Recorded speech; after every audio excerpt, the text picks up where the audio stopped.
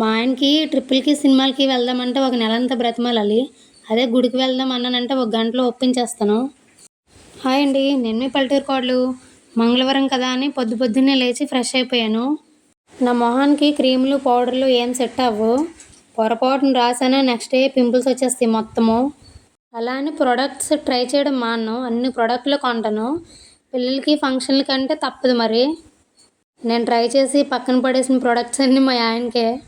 పొద్దున్న లెగాలంటే చాలా చిరాకేస్తుంది. రాత్రి ఎంత లేట్ అయినా పర్వాలేదు కానీ మార్నింగ్ టైంలో అస్సలు లెగబుద్ధి అవడం లేదు. కానీ లేసాను. 4కి అలారం పెడితే 4:15 అలా అయిపోయింది. సింపుల్గా స్టిక్కర్ పెట్టేసి గమ్తోని కుంకుమ పెట్టేశాను. ఈరోజు టెంపుల్కి వెళ్దామని నేను నైటే ఇల్లంతా కడిగేశాను. ఇప్పుడు మళ్ళీ పాచిది ఇల్లు అంటారు కాబట్టి మొత్తం తుడుస్తున్నాను మళ్ళీ. ఎర్లీ మార్నింగ్ లెగడమే బద్ధకము. లెగిసి బ్రష్ చేసి ఫ్రెష్ అయిపోతే మరేం బద్ధకమేమి ఉండదు. ఇల్లు తుడిచేసి దీపంకి అయితే రెడీ అయిపోయాను. ప్రతిరోజు దీపం పెట్టకపోతే ఆ రోజు ఏదో మిస్ అయినట్టు ఉంటుంది. అసలు మిస్ అవను, ఎప్పుడో తప్పని పరిస్థితుల్లో తప్ప.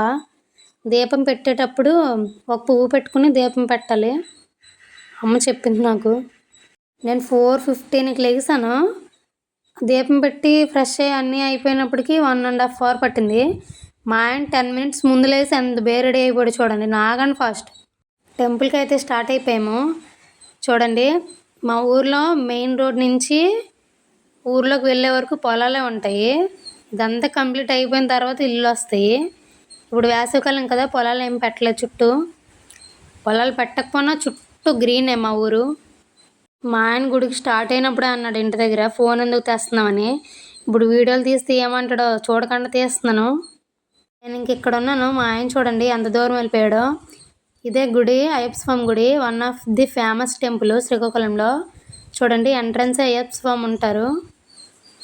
అలా కొంచెం ముందుకెళ్తే వినాయకుడు, వెంకన్న బాబు, శివయ్య, కింద చాలా టెంపుల్సే ఉంటాయి నియర్లీ. అంటే ఒకటే, మొత్తం ఒకటే కానీ చిన్న చిన్న గుళ్ళు ఉంటాయి. చూడండి, వినాయకుడు, సిద్ధి వినాయక, మహావినాయక, అలాగే ఇక్కడ శివయ్య, పక్కనే చిన్న చిన్న టెంపుల్స్ ఉంటాయి. అలాగే ఇంకో పక్కనేమో వెంకన్న బాబు ఉంటారు.